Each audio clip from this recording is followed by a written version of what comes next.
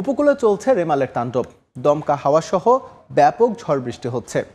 ভাঙা বাঁধ দিয়ে লোকালয়ে হুহু করে ঠুকছে পানি। এই মুহূর্তে সাতক্ষীরার শ্যামনগরে আছেন তানজিম আহমেদ। আমরা এখন সরাসরি যুক্ত হচ্ছি তার সঙ্গে।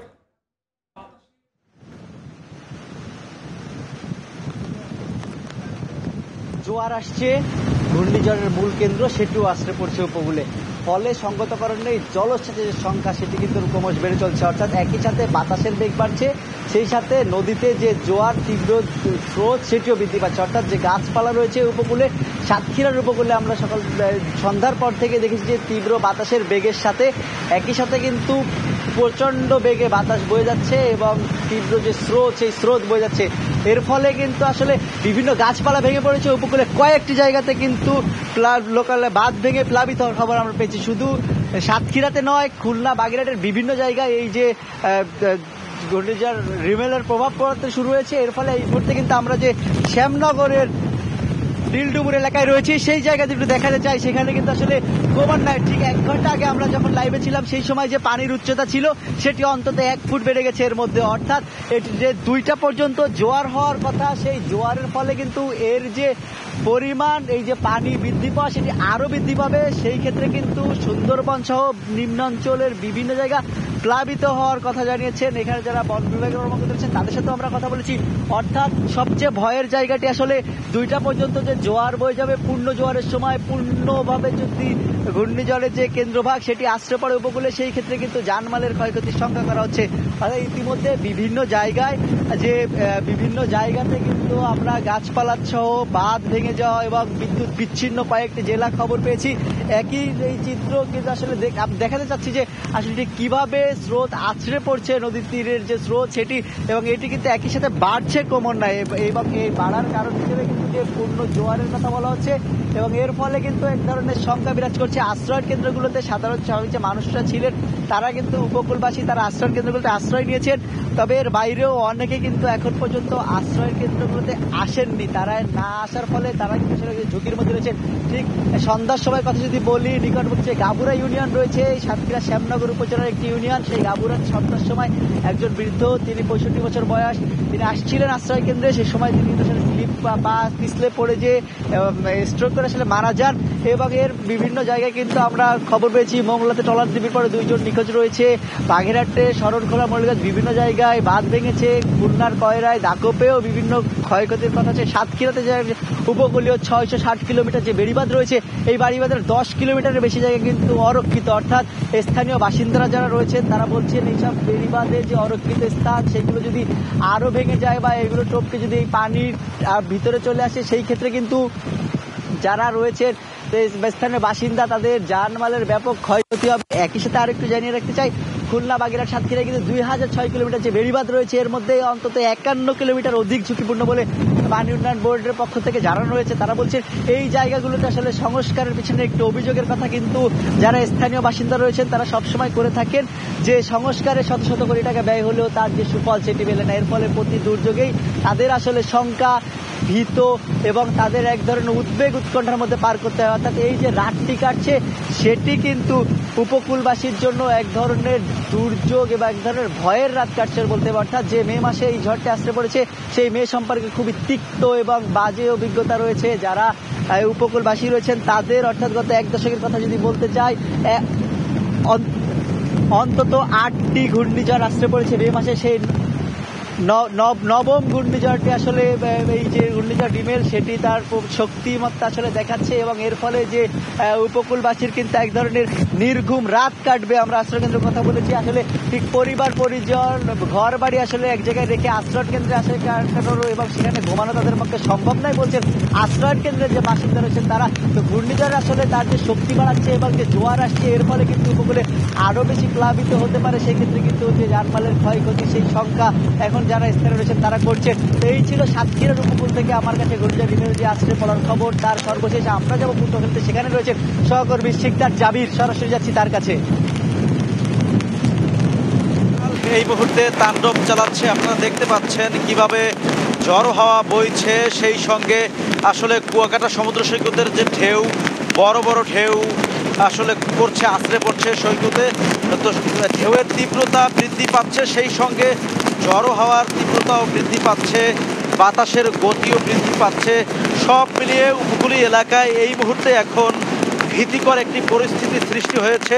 উপকূলের নিম্নাঞ্চল ইতিমধ্যে প্লাবিত হয়েছে, বিশেষ করে রাঙ্গাবালির চরমন্দাজ, চালিতাবুনিয়া, চর আন্ডা, চর কাশেম সহ বেশ কয়েকটি নিম্নাঞ্চল 3 থেকে 4 ফুট প্লাবিত হয়েছে। ঘূর্ণিঝড়টি আরও 2 থেকে 3 ঘন্টা যদি স্থায়ী হয়, সেক্ষেত্রে উপকূলের যে বিভিন্ন স্থান রয়েছে সেগুলো নিম্নাঞ্চলগুলো প্লাবিত হবে। আবহাওয়া অফিস যেটি জানিয়েছিল 10 থেকে 12 ফুট উচ্চতার জলোচ্ছ্বাস হতে পারে। আর যদি এ জলোচ্ছ্বাস হয় সেক্ষেত্রে উপকূলের বহু এলাকা প্লাবিত হওয়ার একটা শঙ্কা রয়েছে। এছাড়াও যেহেতু এই মুহূর্তে জোয়ার চলছে, এই জোয়ারের তাণ্ডব চলবে আরও 2 ঘন্টা। 2 ঘন্টা যদি এ তাণ্ডব চলে সেক্ষেত্রে উপকূল লণ্ডভণ্ড করে দিতে পারে। তো সেই শঙ্কা কিন্তু এখনো পর্যন্ত করা হচ্ছে। আপনারা দেখতে পাচ্ছেন যেভাবে ঝড়ো হাওয়া বইছে, ঝড়ো হাওয়ায় এই কুয়াকাটার আশপাশে থাকা ছোট ছোট দোকানপাট এগুলো উড়িয়ে নিয়ে যাওয়া হচ্ছে, ভেঙে দিচ্ছে, তছনছ করে দিচ্ছে। ব্যবসায়ীরা তাদের যে মালামাল, সেই মালামাল কিন্তু আরও আগেই সরিয়ে নিয়েছেন। তো আপনারা জানেন যে কুয়াকাটা একেবারেই সমুদ্র তীরের একটি এলাকা। এই সমুদ্র তীরের এলাকার মানুষদের মধ্যে এই মুহূর্তে আতঙ্ক বিরাজ করছে। বিশেষ করে আজ বিকেলে যে ঘটনাটি ঘটেছিল, ফুপুকে ঘূর্ণিঝড় রেমালের যে তাণ্ডব, জোয়ারের পানির মধ্যে ফুপু আটকে গিয়েছিল, সেখান থেকে উদ্ধার করতে গিয়ে এক যুবক নিহত হয়েছিল। এই যুবক নিহত হওয়ার পরে কিন্তু মানুষের মধ্যে আতঙ্কটা আরও বেড়েছে, আতঙ্কিত হয়ে পড়েছে উপকূলের মানুষ আজ রাতে নির্ঘুম কাটাবেন। আশ্রয় কেন্দ্রে আশ্রয় নিয়েছেন হাজার হাজার মানুষ। তো এখনও কিন্তু অনেকে আশ্রয় কেন্দ্রে যাননি। এর কারণ হচ্ছে অনেকেই মালামালের রক্ষার জন্য তারা ঘরে থেকে গেছেন। নারী, বৃদ্ধা এবং শিশুদেরকে বেশি আশ্রয় কেন্দ্রে দেখা যাচ্ছে। তবে অতীতের যে ঘূর্ণিঝড় সিডর, আইলা যেগুলো আমরা দেখেছি, সেই অভিজ্ঞতা থেকে আমরা বলতে পারি যে আসলে এবারের ঘূর্ণিঝড়টি অতীতের ঘূর্ণিঝড়ের চেয়েও বেশি গতি নিয়ে এসেছে, বেশি তাণ্ডব চালাচ্ছে। সেক্ষেত্রে উপকূলকে লণ্ডভণ্ড করে দিতে পারে, সেই আশঙ্কা কিন্তু করা হচ্ছে। আমরা এই মুহূর্তে যেই জায়গাটিতে দাঁড়িয়ে আছি, সেই জায়গাটিতে দাঁড়িয়ে থাকাটাই কিন্তু দুষ্কর হয়ে যাচ্ছে, দাঁড়িয়ে থাকা যাচ্ছে না বাতাসের তীব্রতার কারণে। তো এতটুকুই ছিল পটুয়াখালীর কুয়াকাটা উপকূল থেকে আমার কাছে ঘূর্ণিঝড়ের সবশেষ তথ্য। আরও খবর জানবো আমরা আমাদের সহকর্মী মাহমুদ হাসান আছেন মোংলায়, আমরা সরাসরি চলে যাচ্ছি তার কাছে।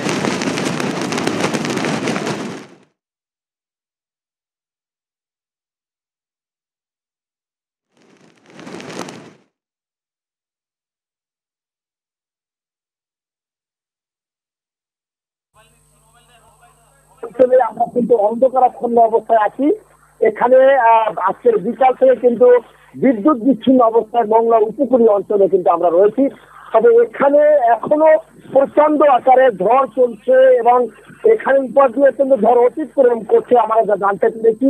এবং এই অঞ্চলে যে মানুষ, তাদের কিন্তু ব্যাপক ক্ষয়ক্ষতি হয়েছে। মানুষ যারা আশ্রয় কেন্দ্রে দিতে পেরেছে তারা কিন্তু নিরাপদ অবস্থায় রয়েছে, কিন্তু যারা আশ্রয় কিনতে যেতে পারেনি তাদের অবস্থা কোথায় গিয়ে দাঁড়িয়েছে তা কিন্তু আমরা এখনো জানাতে পারিনি।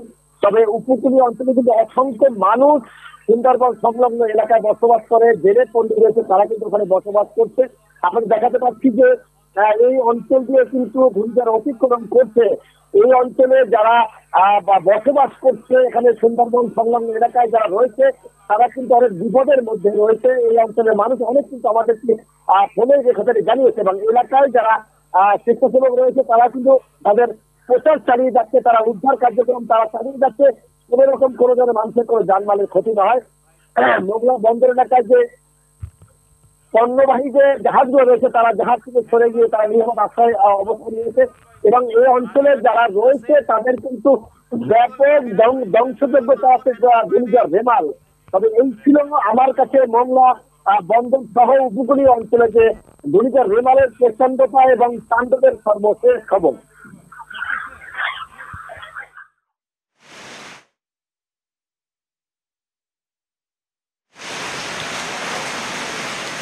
বাগেরহাটের যে শরণখোলা উপজেলায় যেখানে আমি আছি সেখানে যদি আমি বলি যে আসলে বলেশ্বর নদীর কিন্তু এখন প্রচণ্ড ঢেউ। আমি কিছুক্ষণ আগে ওখানে গিয়েছিলাম, ওখানে ফেরিঘাটটা কিন্তু এখন পানির উপরে খুব উঠে গেছে অনেকটাই, এবং এছাড়া প্রচণ্ড বাতাসের কারণে অনেক গাছপালা পড়ে গেছে রাস্তার মাঝখানে, অনেক গাছপালা আমরা দেখেছি, এবং প্রচণ্ড যে বাতাস সে বাতাস এখন বইছে।